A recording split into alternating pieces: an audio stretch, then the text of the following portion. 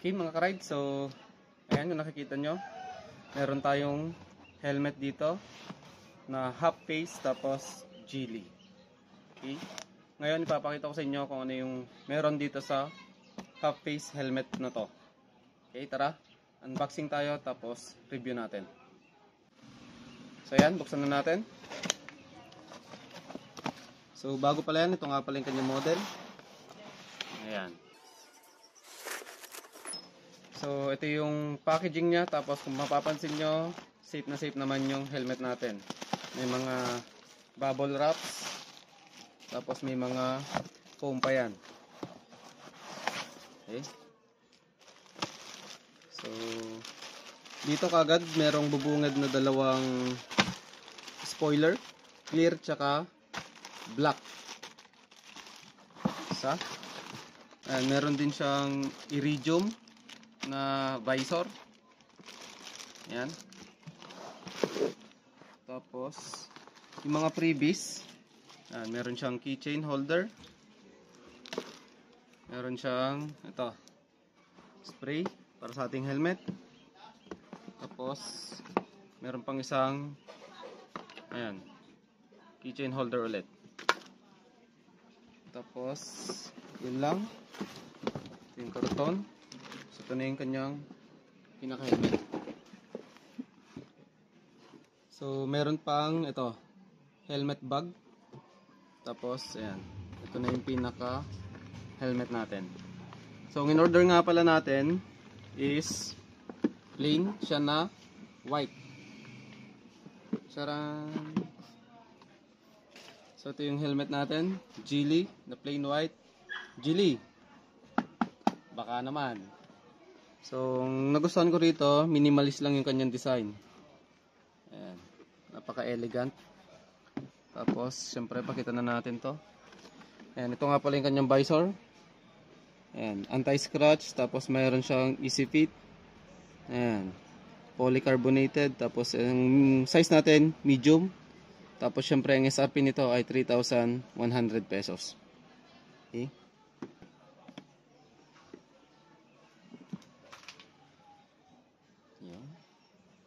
Ayan. Tapos meron din tayong dual visor. So maganda rito, half face siya na helmet pero dual visor. Ito nga pala yung kanyang pinaka switch sa kanyang visor. Okay? Pag pababa, bababa yung visor. Pag pataas, tataas. Siyempre, tanggalin na rin natin.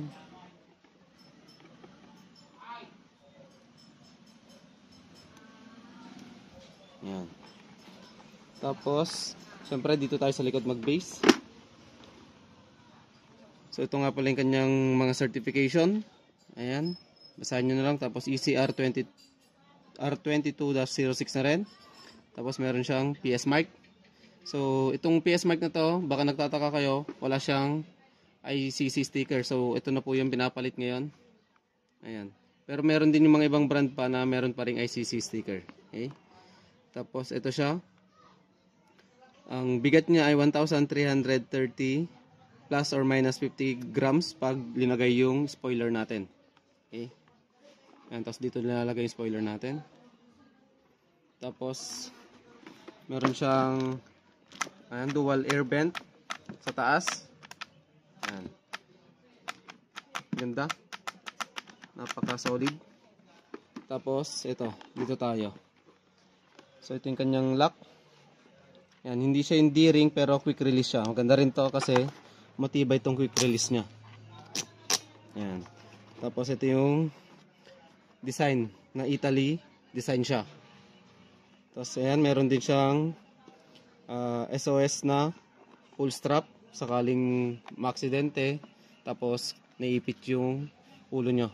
So ito yung kailangan nyo natanggalin para lumuwag yung space ng ulo nyo sa helmet. Okay. Tapos ito nga pala siya, medium. Ayan, 57 to 58 cm. So nagustuhan ko kasi rito, ang ganda nung design ng kanyang foam. So ito ang tawag nila rito ay yung magic pillow. So talagang malambot to, ayun oh. Ang kapal pero ayun oh, napakalambot. Okay? Tapos meron din siyang lagayan ng eyeglasses dito. Kung sa mga taong nagsusuot pa rin. Tapos ang kagandahan nito, itong mga rubber na to, ayan, napakalambot ng mga yan. Compared sa ibang brand, matigas yung mga ganito niya. Yun yung kagandahan dito. Ayan, maganda yung texture. Tapos ito. Sila lang yung feel ko, sila lang ang may design ng foam. Mapapansin nyo ang ganda ng pagka maroon tsaka pink dito sa kanyang foam. So nagtataka siguro yung iba dito bakit half piece yung binili natin. Kasi nga konti lang din naman ang diferensya nito sa isang full face. Kasi ang full face nila pwede mo mabili ng 3,700 plus to 4,000 yung mga full face na helmet. So since meron na kasi tayong dati, ayan, ito yung full face natin. Ngayon ito, may design kasi kaya nag-plain naman ako rito. Okay? Ayan, Geely helmet. Nakailan na ako sa inyo? Baka naman, naka-4 na kami. So ang ganda ng placing ng kanyang visor. Ayan o, may taguan dito. Okay. So suot natin. Ito siya pag susuot ko.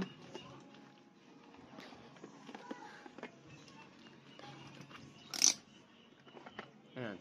Napapansin nyo, saktong-sakto yung medium sa akin. Dapat pag pumipili kayo ng helmet, yung fit na fit dito, kung pwede, inaangat nyo yung pisngi nyo. Para kapag liliko kayo or titingin kayo kabilaan, hindi naiiwan yung helmet nyo. Okay? So yun yung pinaka the best way para mapili nyo yung size ng helmet nyo. Kasi hindi lang basta talaga din sa circumference ng ulo nyo. Kasi may mga helmet na design for Filipino or Asian, design ng Western, Euro, ganon-ganon. So, ang pinakamaganda talaga dapat masuot nyo yung helmet. Tapos, kung pwede, tinutulok medyo yung pisngi nyo. Yan.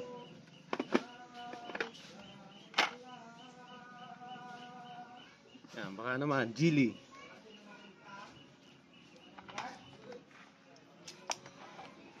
Okay, pakita natin yung kanyang visor. Ito yung nagustuhan ko kasi rito. Sa presyo niya, mapapansin nyo, Geely ang pinakamaraming freebies sa lahat. Promise. Kahit saan kayo magpunta, Geely ang pinakamaraming freebies sa lahat. So ito nga pala yung visor niya. Buksan na rin natin. Ayan o. Ang tawag yata nila dito ay smoke iridium ata. Ayan. Kung gusto nyo yung palet, ganyan yung tsura nya. Okay. Tapos, yung ating spoiler. Meron tayong clear. So, ang kagandahan kasi rito, ang pinakamagandang terno rin kasi, pag clear yung visor mo, maganda rin yung kulay na clear na spoiler. Ayan o. Okay. Tugma siya. Ngayon, okay din naman itong black. Ayan. Kasi, combination siya ng black, tapos ito, yung black dito. Tapos, maganda rin pag tinermonohan mo ng iridium. Ayan. Diba? So, bukod sa kanyang mga stock freebies, ang maganda kasi, ayan, meron na rin tayong helmet disinfectant spray, 2 Geely keychain holders. Shoutout nga pala sa pinagbilhan nito kasi binigyan tayo ng mga freebies. So, shoutout sa sir. So, ang kanilang shop ay, ayan, Moto Central. Okay. So, ito, ayan, Team Gigil. Okay. So, sa mga viewers natin dyan, consider nyo to. Natignan kung pasok ba sa budget nyo at pasok sa taste nyo. So, Geely helmet. Ayan. Maganda, magaan, tapos marami kang freebies. Okay? So, hanggang dito lang tayo mga ka-rides. Kita-kits sa susunod na vlog. I'm out. Peace. Ride safe.